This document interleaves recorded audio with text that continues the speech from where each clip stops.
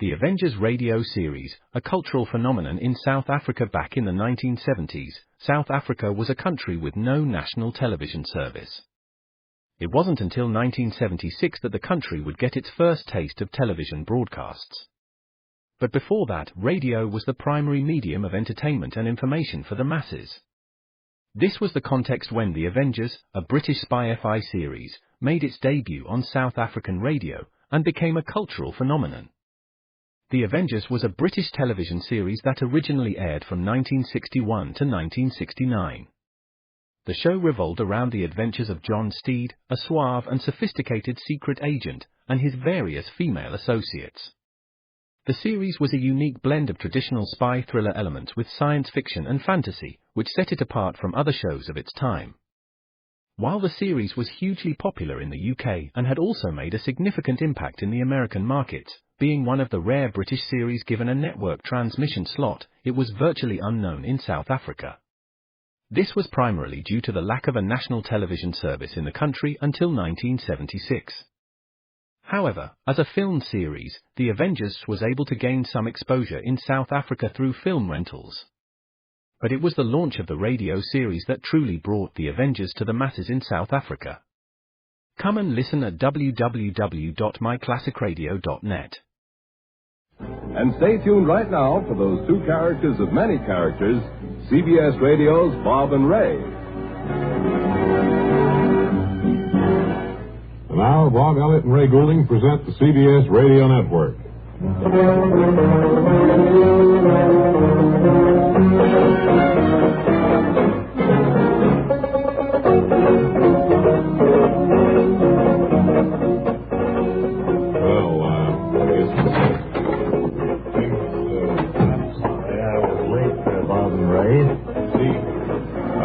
This reminds us of another reason, I guess, why your career came to an abrupt end. Kent, this is Kent Birdsley, friends, the famous Kent Birdsley, the famous old-time radio announcer. Hi, Kent. Kent, didn't you miss some important program or something like that? Well, I missed one of the first big network shows that I had the chance to... It was the presidential inauguration, wasn't it? Yes. And then didn't you use the wrong name for the president? I mean, you were all confused. And I used his first initial. I couldn't remember. His first name. I remember. And you were late starting and all. Well, I believe it was when Mr. Hoover was inaugurated. Yes. And I believe I introduced him as Mr. H. Hoover. Couldn't remember his name was Herbert. Well, I didn't have all of my fact sheets there, and I arrived late at the White House. And of course, you were selling balloons probably all night, weren't you? No, I started selling balloons the next night. Oh, that's all. Well, sorry you're late. Incidentally, I know it will be... Oh. This is our vacuum cleaner man. What, does he come in during the program? It seems like it. Well, not often, but he's been in several times while we were on the air. Does a good job, though, don't you think? Yes, he does all the time. Yeah. Well, okay, sir. Will you hurry along now with the vacuum, please? Good. I was going to say, ask a favor of you, rather. Would you mind if I didn't arrive here tomorrow, if I took off for home tonight? Someone was driving to the coast, and I'd have a chance for a free ride. Yeah. You going back to Hawaii, Kent? I'm going back to Maui as soon as I can get to... Coast. Well, okay then, Kent. Will you have time to stay around to sign the show off? Yes, I can stay around now. They're leaving about 11:30. Yeah. And it is a chance to get out there with... very little Is that the same shirt you had on when you first came here a week ago? I don't remember what I was wearing. It could be, yes. Kent, do you need some... Ray, no, you're going to embarrass him. This is something to take up afterwards. Okay, sit there, Kent. We'll talk to you right after we go off the air. We would like to talk now to our friends, the Matinee twins, and their...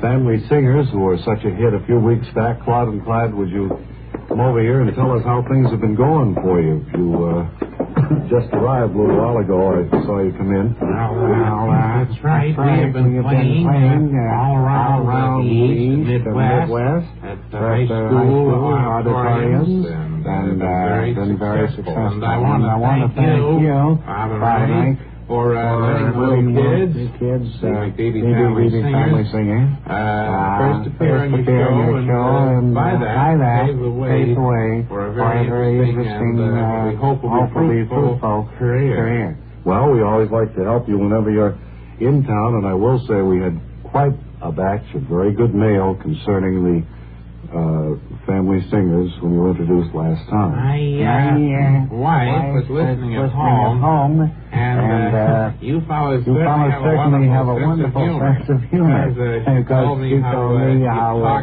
badly we sounded as we left the studio, and commented on the banana cake that she made sent in. You fellas are really great. Well, of course, we were only fooling, as I'm sure she was able to read into it. Yes, sad. But the big reason we're here in New York is that we heard that there is some plans about to do a musical production on Broadway based on the story of our family singers. Well, that has been done, you know, with the Trapp family. They've made Sound of Music, which is a real big hit and a wonderful show, and I don't know whether anybody else wants to tackle a family singer group or not. So, we'd like to have you listen to our family singers, and for any producers who think that there may be a germ here for a Broadway show, I'd like to have them listen to the baby family singers and the Tennessee Waltz. Go ahead, kids. I was waltzing. Not yet, I was waltzing with my darling till the Tennessee Waltz, when all friends I happened to see. Oh, the fish! Introduced him to my loved one, and while we were waltzing, my friend stole my sweetheart from me. I remember the night and Tennessee Waltz. I know just how much I have loved. Boy, the things you see when you don't have a shotgun. My little darling, they were playing a beautiful Tennessee Waltz. Take that! Audience, let's be a little gracious to them. They were trying. Well, thank you very much. And I'm awfully sorry that one man down front, or two men, I guess it was, didn't enjoy the family singers. Gentlemen, if you care to give us your name, maybe we can meet you after the show and punch you in the nose. Well, I don't think we can get into any... Hammerstein! Don't get into any fight, no. Well, in that case, would you like some banana cake? I don't think we need any more of it, do we, Ray? No, I think he meant for old Rogers out there. Oh, yeah. And his good friend Hammerstein.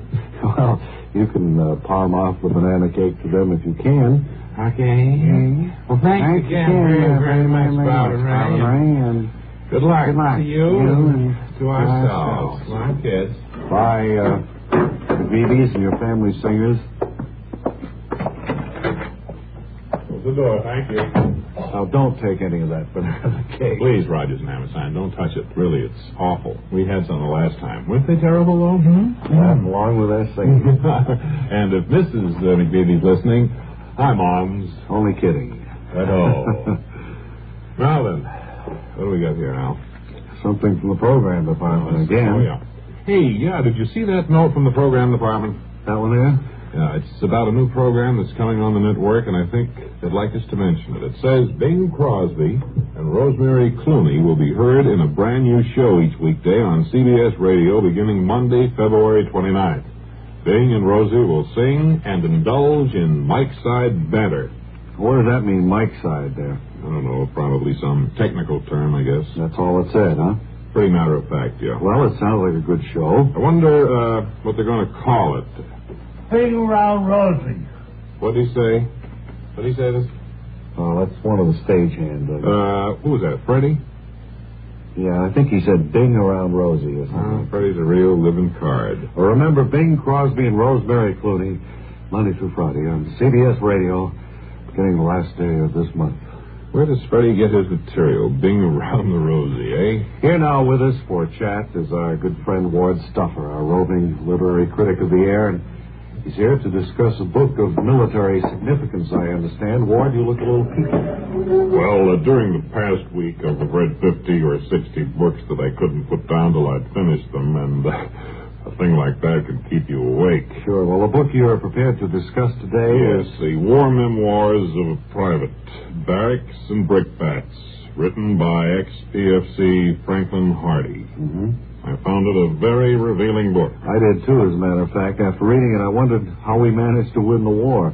Is the material about Sergeant Elmont Furs really true, Ward? Well, I checked out some of it, and the story about Staff Sergeant Furs is true. Well, it's a fact, then, that Sergeant Furs was drinking malteds at the PX when he should have. Right.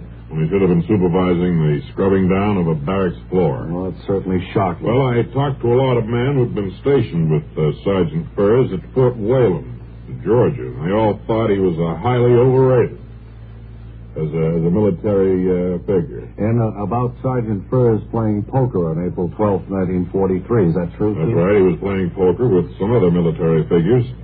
About an hour before his men were due out on the parade ground for their calisthenics. And that was one of the war's biggest military fiascos, wasn't it, Ward? Yes, instead of playing poker, Sergeant Furs should have been telling his men where the parade ground was and how to get there. And because he neglected to do so, many of his men never reached the parade ground. That's correct. And those men who did manage to locate the parade ground, well, they were totally unprepared. Many of them didn't even know what exercise was. Ward, when you read the book, wasn't it surprising to you that a man like Furs was able to achieve the high military rank of sergeant? Well, Private Hardy discusses that point in Chapter 6 of his book, Bob. Despite Sergeant Furs' shortcomings as a military leader, he was a first-rate opportunist. He was promoted to sergeant during his first week in the Army. Yes. On the second day in the Army, Furs went over the hill, and when he was brought back, he discovered that his fellow soldiers had developed tremendous respect and admiration for him. Leadership qualities. That's right, and his commanding officer promoted him to sergeant the very next day. Well, Ward Stuffer, after reading the book, do you feel the war might have been shortened if someone other than Sergeant Furs had been running things? Well, now, I'm not here I'm a book reviewer. I'm not a military man, and I think it would be possible for me to... Well, General Brookside read the book, and he said that if Sergeant Furs had been relieved of his command, yeah, the war might possibly have been shortened by 15 or 20 minutes. Well, as an allied commander, General Brookside made mistakes himself. I don't think any of us will ever forget the day he dropped 3 divisions of paratroops on London. Well, only time and history will tell. Thank you for being with us, Ward Stuffer, roving critic of the air. Next time you refresh, enjoy a frosty, ice-cold Pepsi-Cola. Sociability, Charlie. All right, Kay, how's this? Pepsi is light, refreshes without filling. You like to refresh? Have a Pepsi right now. We'll offer it to everybody, Charlie. I will. Enjoy Pepsi at the fountain.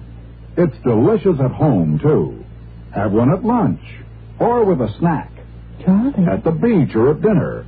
Wherever you go, wherever you're thirsty, Pepsi is there. It's here, too, in our Be Sociable song. Be sociable, look smart, keep up to date with Pepsi. Drink light, refreshing Pepsi.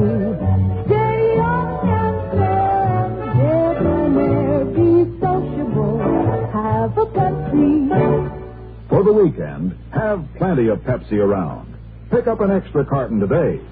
CK, I'm sociable. With Pepsi, everyone is. Right, you are, Kay. Hello. Hi, Mary. Mary McGoon, friend. Heading home after tomorrow's program up to Putney, Vermont for the weekend. It's been quite a while since you've paid a visit to the folks back there. Going to start up a little sociable crowd up there. Good, well. Sociable. You going skiing or anything over the weekend? Oh, no.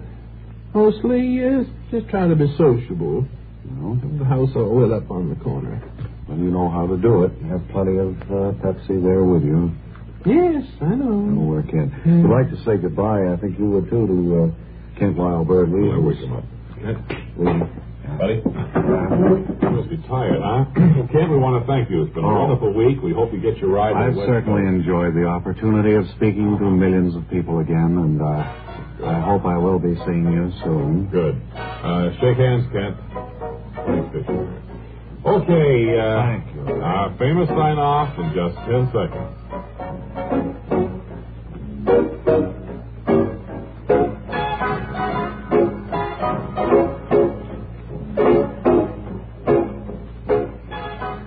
Certainly appreciate all of it. Shake hands with Bob, too. There's 10 fishing. Right. Until tomorrow, this is Ray Goulding reminding you ready to get work. Bob Elliott reminding you to hang by your thumbs.